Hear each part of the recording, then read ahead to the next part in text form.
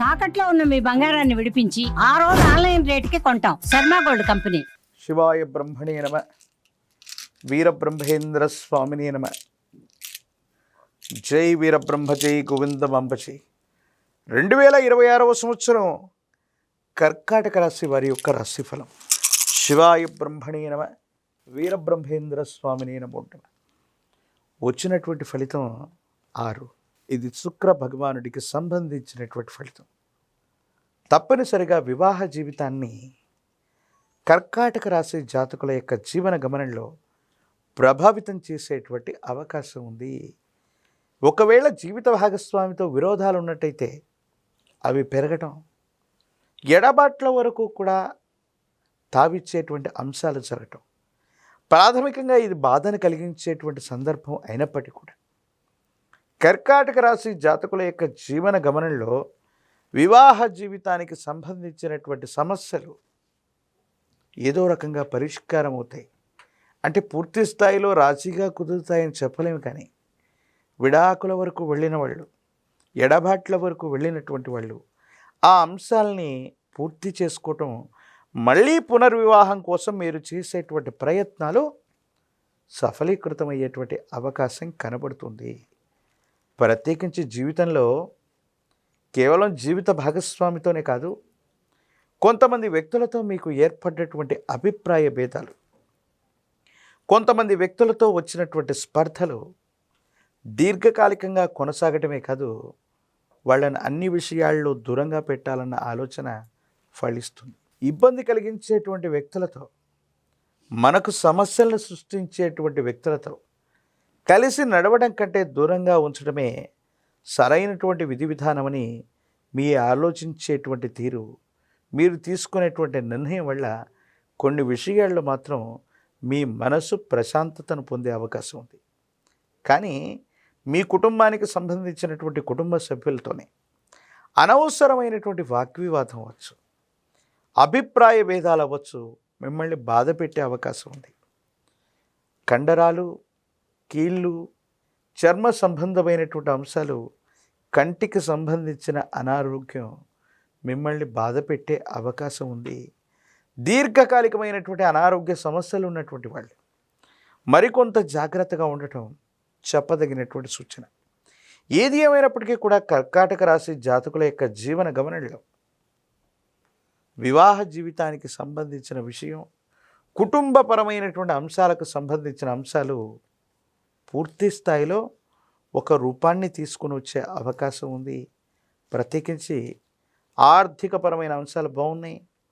వృత్తి, ఉద్యోగం, వైవాహిక జీవితం, వ్యాపార సంబంధమైనటువంటి స్థితిగతులు, వీటన్నిటిలో కాస్త అనుకూలవంతమైనటువంటి పరిస్థితుల కోసం మీరు ఎదురు చూస్తూ ఉంటారు. కొత్త వ్యాపారాన్ని ప్రారంభిస్తారు. వ్యాపారంలో టర్నోవర్ బాగుంటుంది. అనుకున్నటువంటి చోటుకి ఉద్యోగస్తులు బదిలీ అవ్వబోతారు. కార్యాలయంలో మీ యొక్క స్థాయి పెరగటంతో పాటుగా కొంతమంది ఉద్యోగులకి పై అధికారులు అవ్వచ్చు, సహచరుల నుండి సహకారం లభించేటువంటి అవకాశం చక్కగా కనిపిస్తుంది.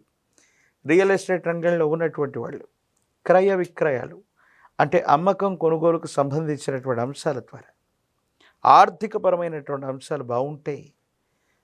రుణదాతల నుండి ఒత్తిడి తగ్గుతుంది. పాత రుణాలని తీర్చివేయగలుగుతారు. ఆర్థిక వ్యవస్థల నుండి ధనాన్ని తీసుకొనైనా సరే ఎక్కువ మంది యొక్క రుణాన్ని కట్టివేయగలుగుతారు. ప్రశాంతకరమైనటువంటి జీవితంలోకి వెళ్ళడానికి మీరు కొన్ని ప్రయత్నాలు చేస్తారు. అయితే ఈ 2026వ సంవత్సరంలో కర్కాటక రాశి జాతకుల యొక్క జీవన గమనంలో చెప్పదగినటువంటి అంశం ఏంటంటే, అతిచారం వల్ల, దేవగురు అయినటువంటి బృహస్పతి యొక్క సంచారం వల్ల కర్కాటక రాశి జాతకుల యొక్క జీవన గమనంలో కొన్ని మంచి చెడుల యొక్క మేలు కలయికగా ఈ సంవత్సరం ఉండబోతుంది. కాబట్టి మీరు తీసుకునేటువంటి ఏ నిర్ణయం అయినప్పటికీ కూడా 1-2 సార్లు ఆలోచించి ముందుకు వెళ్ళేటువంటి ప్రయత్నం చేయండి.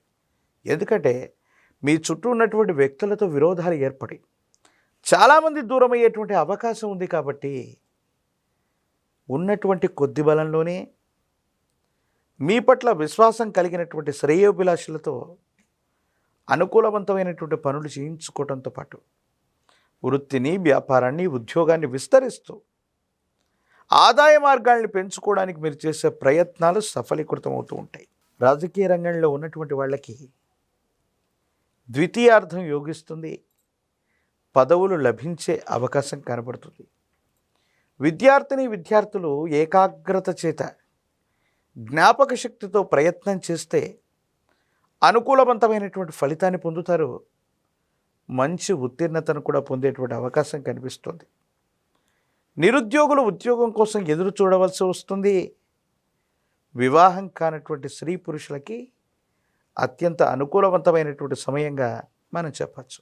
విశేషించి దక్షిణామూర్తి దత్తాత్రేయ స్వామి వారి యొక్క స్తోత్రాల్ని చదువుకోవటం, లేదా పంచముఖి రుద్రాక్షను విశేషంగా మెడలో ధరించటం, మహాకాలభైరవ రక్షణ మెడలో ధరించటం అనుకూలవంతమైనటువంటి ఫలితాలకి కారణమవుతుంది.